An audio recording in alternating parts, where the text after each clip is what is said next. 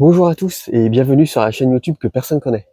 Dans cette vidéo, je vais vous montrer comment je remplace petit à petit ma consommation d'épices du commerce, des épices du commerce qui ressemblent à ça, qui sont assez industrielles et vraiment pas terribles, par des épices bio que je fabrique moi-même à l'aide de mon potager, qui ressemblent à ceci.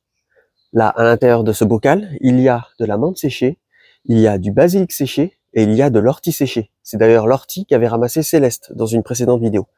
Et du coup, avec ça, je saupoudre mes plats avec et ça rajoute un goût super bon, un goût délicieux et surtout, c'est super bon pour la santé.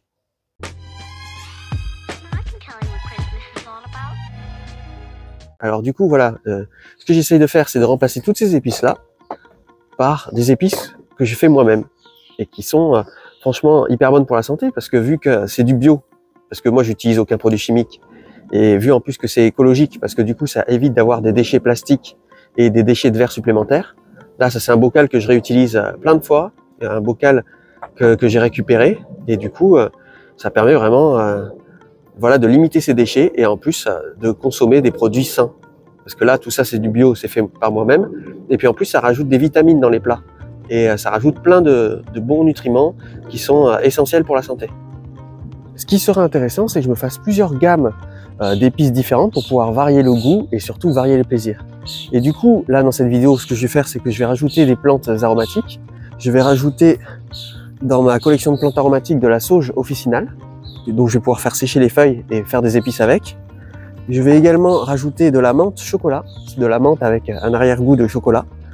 Et à côté de moi, là, j'ai 2 poivrées du Sichuan pour faire mon propre poivre. Ici, c'est mon bassin de jardin et j'essaye petit à petit de le transformer en extension de mon potager. C'est-à-dire que je le transforme en bassin à épices, c'est-à-dire que tout autour, là, je plante des herbes aromatiques et ces herbes aromatiques vont profiter du microclimat du bassin et vont aussi bénéficier d'un arrosage automatisé parce que l'eau qui s'évapore du bassin arrose superficiellement les couches de terre qu'il y a autour. Et vu que les plantes aromatiques ont des faibles réseaux racinaires, et bien ça va faire un arrosage automatisé et du coup, je n'aurai plus besoin de m'en occuper et le système sera entièrement autonome. J'ai déjà commencé à planter quelques herbes aromatiques, comme ici du thym, que j'ai mis en pleine exposition plein sud, à côté des cailloux, et il se porte super bien.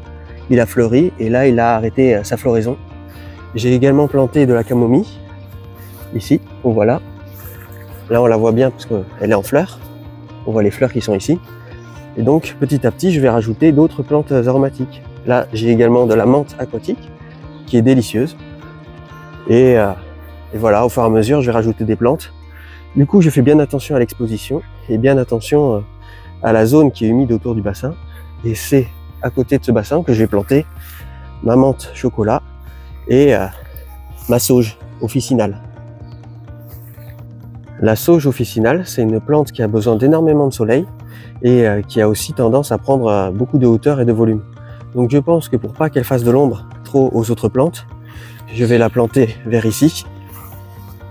Là, dans cette zone-là, peut-être même derrière. Et la menthe, ça n'a pas besoin d'avoir beaucoup de soleil. Donc je pense que je vais la planter par là. Après, il ne faut pas qu'elle fasse de l'ombre si jamais je plante d'autres choses ici, vu que ça prend du volume. À la limite, je vais même plutôt la planter ici. Là, j'ai un peu d'espace. Et elle va pouvoir coloniser toute cette zone-là.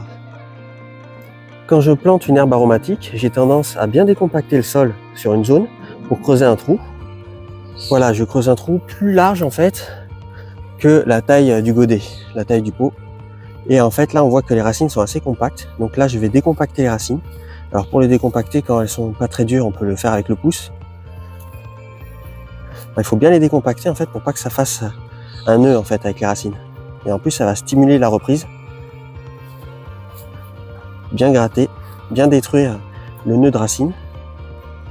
Après, au fond, je mets de la terre de jardin que je décompacte bien. Parce que si je mettais du terreau, en fait, ça pourrait former comme une espèce de cuvette sous la plante.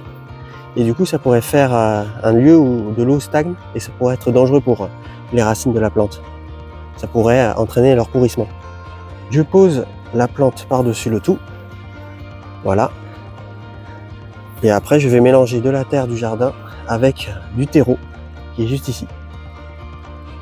Et après, autour, je vais mettre par-dessus une couche de terreau.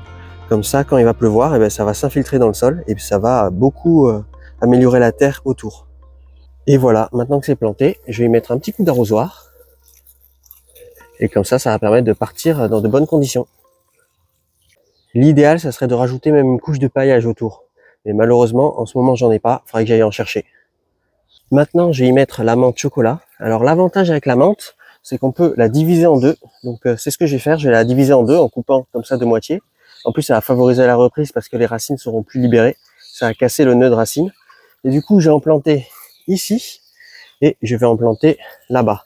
Comme ça, il y en aura une un peu à l'ombre et une ici. Et du coup, comme tout à l'heure, j'ai creusé des trous plus grands, en fait, que ce que j'ai planté. Comme ça va décompacter la terre qui est autour. Là et là-bas aussi. Et je vais y rajouter du terreau pour pouvoir mélanger à la terre de jardin. Et comme tout à l'heure, une petite couche de terreau qui va s'infiltrer dans la terre pour améliorer la terre autour. Et je rajoute un petit coup d'arrosage. Là. Et je vais faire également ici.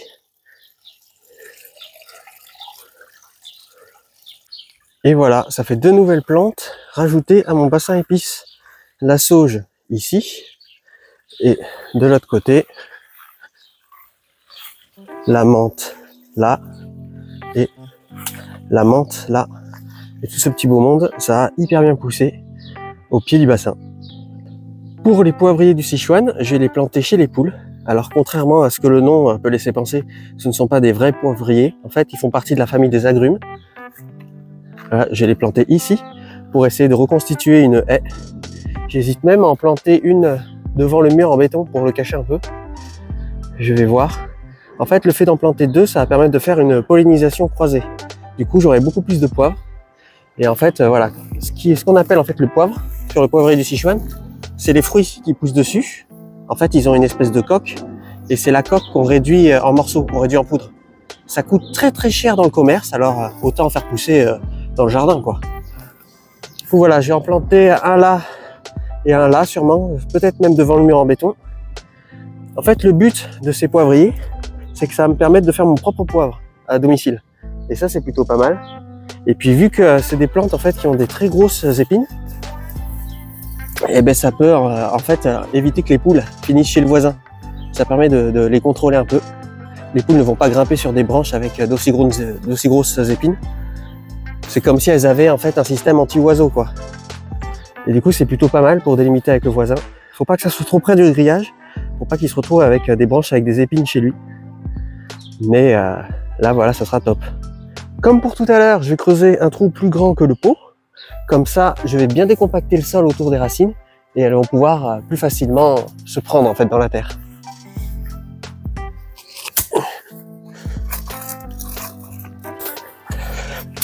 La terre est très dure. Alors pourtant, il a beaucoup plu.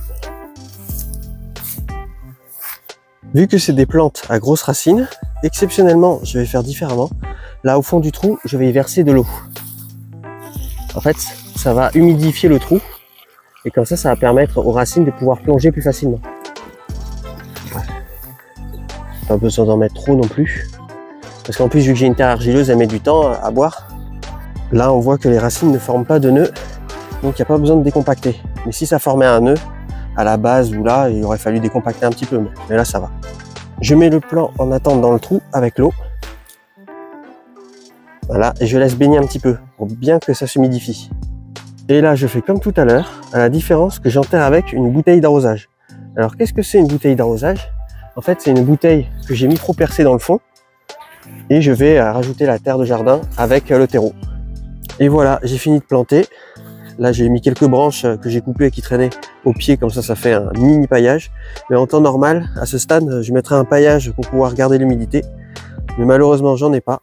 Alors maintenant que c'est fini de planter, ben, j'arrose un petit peu pour bien humidifier le pied. Et là, pourquoi je mets une bouteille d'arrosage au pied de sujets qui ont des gros réseaux racinaires? Et bien en fait, c'est très simple. La bouteille, elle fait 2 litres. Là, celle-là et celle-là, chacune fait 2 litres. Et du coup, avec un arrosoir de 10 litres, et ben, je peux la remplir entièrement. Alors, je peux en remplir 5, vu que c'est 10 litres et que chaque bouteille fait 2 litres. Donc du coup, si vous plantez 5, une haie même de 10 sujets, et ben, du coup, avec 2 arrosoirs, vous pouvez arroser l'intégralité des 10 sujets. Ça fait un arrosage de précision qui est vraiment au pied de la plante et ce n'est pas les herbes autour qui vont profiter.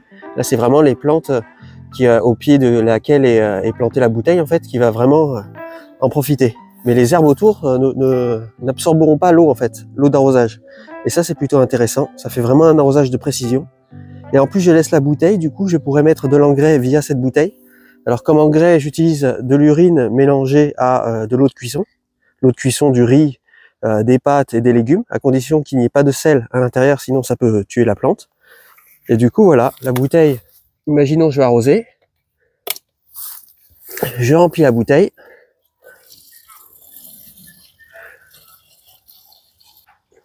Voilà. Je ferme la bouteille. Et ça fait un arrosage sur une longue durée. Vraiment un arrosage au fur et à mesure. Et en plus, les trous, ils sont en direction, en fait, de la plante. Après, des fois, ça arrive que la bouteille se vide d'un coup, mais ça, c'est pas grave. La principale chose, en fait, à faire, c'est que les bouteilles arrosent vraiment au fond, sous la terre. Pourquoi? Eh ben, c'est parce qu'en fait, les plantes qui sont autour ont tendance à absorber l'eau avant que l'eau pénètre le sol. C'est pour ça qu'en temps normal, on nettoie autour du pied à 1 mètre ou à 50 cm selon la taille. On dit 1 mètre autour d'un arbre et 50 cm autour d'un arbuste. C'est pour ça qu'on désherbe. C'est pour éviter que l'eau soit absorbée directement par l'herbe qui est au-dessus. Mais là, vu qu'il y a la bouteille, eh bien, ça va arroser vraiment en profondeur et l'herbe ne pourra pas en profiter, vu que le réseau racinaire de l'herbe est vraiment en hauteur, enfin, est vraiment de surface. Après, plus tard, je planterai d'autres plantes en intercalant, parce qu'en fait, j'évite de planter une monoculture d'une seule plante. Je préfère planter plusieurs plantes d'essences différentes pour intercaler, et puis comme ça rajoute de la diversité dans la haie. Donc là, pour l'instant, il y a ces deux-là, et puis plus tard, je mettrai une plante au milieu, je peux mettre une plante ici, je peux mettre une plante là, et je clôturerai la haie. Mais en attendant, ça ira, et puis je les laisse bien pousser, et puis ça permettra de commencer sur de très bonnes bases. D'ici l'année prochaine, ou l'année d'après, normalement, je pourrai récolter enfin mon propre poivre. À savoir que ce sont des plantes qui ont des croissances très rapides, donc normalement, ça devrait aller assez vite. Et puis voilà, d'ici là, je récolterai mon propre poivre, et ça sera pas mal. Et puis ce qui est bien aussi, c'est que ce sont des plantes en fait qui supportent très bien la taille. C'est-à-dire que je peux tailler franchement dedans pour former vraiment une forme qui me convient. Et puis là, elles le supporteront très très bien. Ce qui est bien aussi avec les poivriers du Sichuan, c'est que les feuilles sont comestibles également. Ils peuvent servir d'épices. Là, il suffit de les faire sécher. Et puis après, on peut les consommer. Et en plus, cette plante est hyper résistante à la sécheresse. Une fois qu'elle est implantée, bien sûr. La première année, il vaut mieux arroser. Mais une fois qu'elle est bien implantée, ben, elle résiste à la sécheresse. Et ça, c'est plutôt pas mal. Surtout avec les conditions climatiques qu'on a en ce moment. Là, plus tard, ce que j'aimerais faire, c'est planter des haies partout. Là, une haie tout le long, là, ici. Une haie bien épaisse, bien large, avec des plantes, en fait, qui me produisent de la nourriture. Là, ça serait le top. Comme là, par exemple, les 2 poivriers que j'ai commencé à planter, les poivriers du Sichuan, qui me permettront de produire mon propre poivre. Mais également, voilà, plein de plantes, en fait, qui puissent me produire de la nourriture en permanence. Et je vous montrerai tout ça, bien entendu, sur cette chaîne YouTube. Le process, et vous verrez l'évolution au fur et à mesure du temps. Je vais aller ramasser quelques branches d'ortie pour faire mes épices. Hop, attention les poules.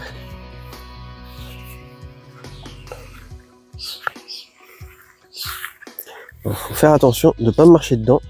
C'est en train de coloniser un petit peu.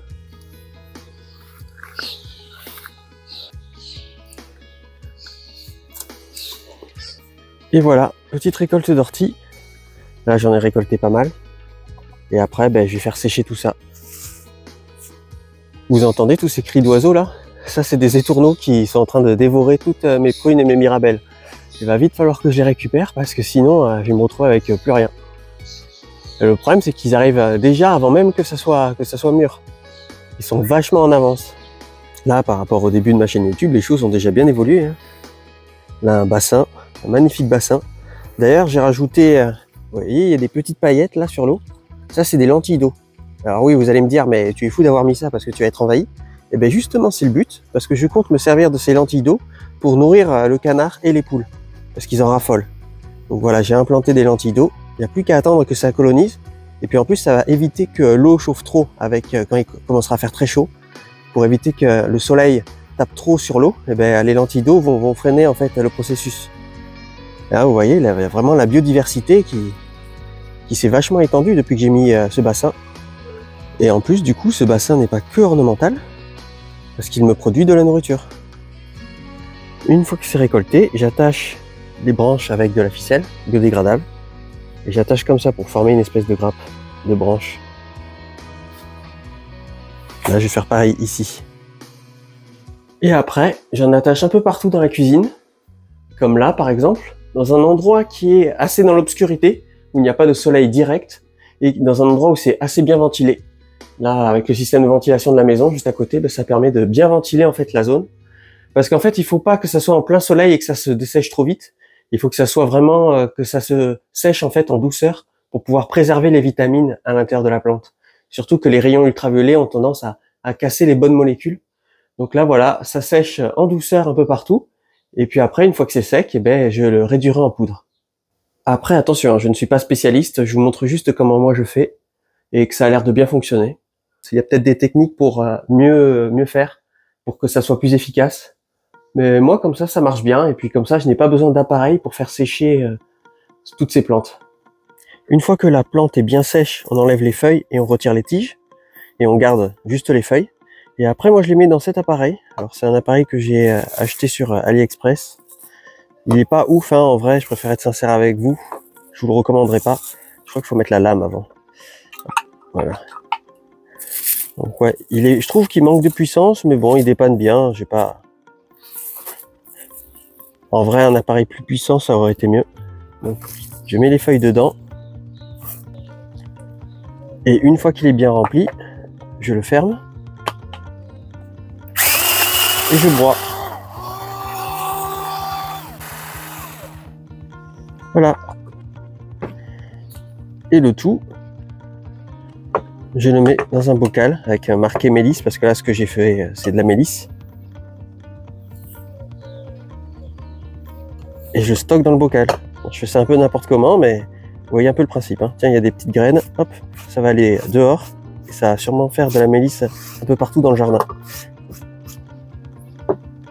Et là, je mets en fait à l'intérieur du couvercle du sopalin pour en fait éviter qu'il y ait trop d'humidité qui se forme à l'intérieur. Le sopalin permet d'évacuer l'humidité.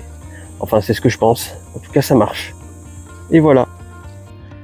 Et après, ça me fait plein de petits bocaux comme ça. Et du coup, là, imaginons, je vais me faire une petite infusion.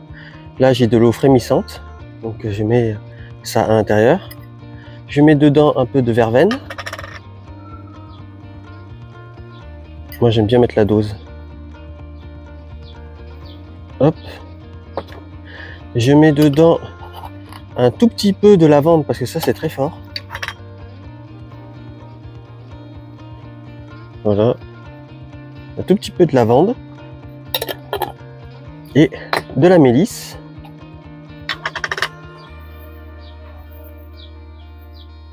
Voilà. Et ça me fait une tisane. Verveine, mélisse, lavande. Et après, il faut touiller un peu. On prend une petite plante sauvage à l'ancienne.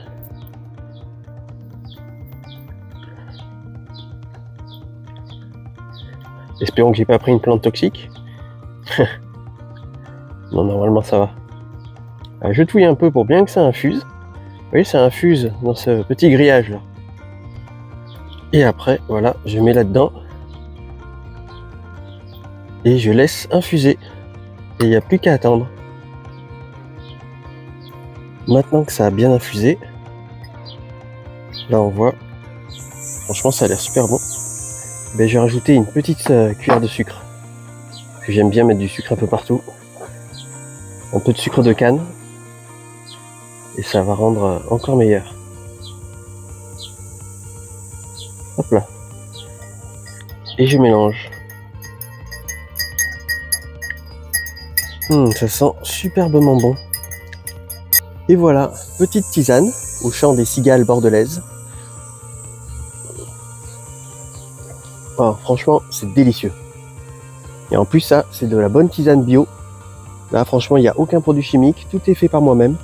Et donc, le plus, ça serait vraiment que j'en produis suffisamment en fait pour passer l'année et avoir suffisamment de tisane pour durer toute l'année en fait. Là, ça serait vraiment une masterclass si j'arrive à faire ça. Franchement, c'est délicieux. C'est dommage que vous puissiez pas goûter. Là, franchement, c'est dingue. En quelques jours, on est passé du climat du Nord-Pas-de-Calais au climat marseillais. Limite, je commence à prendre l'accent marseillais à force avec cette météo là. C'est délicieux. Et en plus, j'ai également les petites épices. Et là, en ce moment, j'en mets dans tous mes plats. Franchement, c'est délicieux, délicieux. Là, je vais essayer d'en faire des tonnes. C'est trop intéressant parce que là, c'est du 100% bio, naturel. Il n'y a aucun produit chimique dedans. Oh, franchement, je suis assez content. J'espère que ce nouveau format vous plaît. Là, comme ça, vous voyez un peu mes petites expériences pour m'approcher de l'autonomie en ville. Et là, comme ça, je trouve ça assez intéressant que vous voyez un peu l'envers du décor et ce que j'essaye de faire dans mon quotidien. Si j'arrive à produire suffisamment d'épices et suffisamment de tisane moi-même, en plus c'est des épices et de la tisane bio, bah franchement, là c'est gagné parce que ça coûte tellement cher dans le commerce de nos jours, tous ces produits. Si j'arrive à en produire suffisamment pour durer toute l'année, bah là je suis tranquille. C'est vraiment un très gros avantage, surtout de pouvoir faire ça en ville. Franchement, c'est top. J'espère que cette vidéo vous a plu. C'est dingue toutes ces choses du quotidien que l'on peut faire soi-même, c'est vachement intéressant. Et je vous dis à la prochaine pour de futures vidéos. Allez, salut!